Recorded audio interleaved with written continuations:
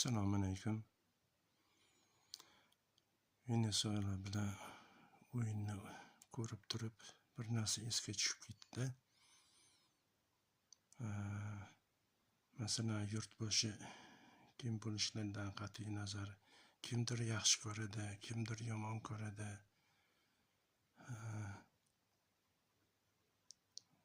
Bulardan qat'iy nazar, masalan, o'zimiz xalqimiz bunga baho berishi kerak deb o'ylayman. Buni kimdir bu prezidentni o'g'irlab, soldatlarni, biz askarlarni masalan qarab turishi, o'sha xalqni masalan askarlar qarab turishi yoki qo'yib berishi, kimlardir so'tilishi noto'g'ri bo'lsa kerak. Masalan,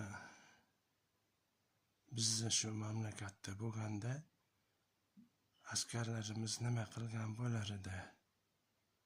Masalan, askarlarimiz musobaqalarda birinchi o'rinlarni olib kelishyapti. Masalan, bizni qonimizda, bizni askarlarning qonida yo'q bunaqa narsa. Men yaxshimi, yomonmi prezidentni himoya qilgan bo'lar edi. Biz askarlarimiz, bizni qonimizda yo'q bu narsa, qo'yib berish, masalan, isnod bo'lish kerak. Yaxshi ko'rsak ham, yomon ko'rsak ham, masalan, boshqa davlatda askarlariga prezidentimizga qo'l ko'tarib yoki bunaqa qilib ushlab ketishini biz o'zimizga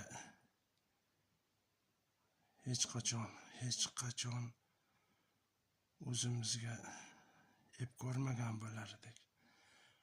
O'lsak o'lardik, lekin prezidentimizga bunaqa ish qilishlarini ep ko'rmagan bo'lardik.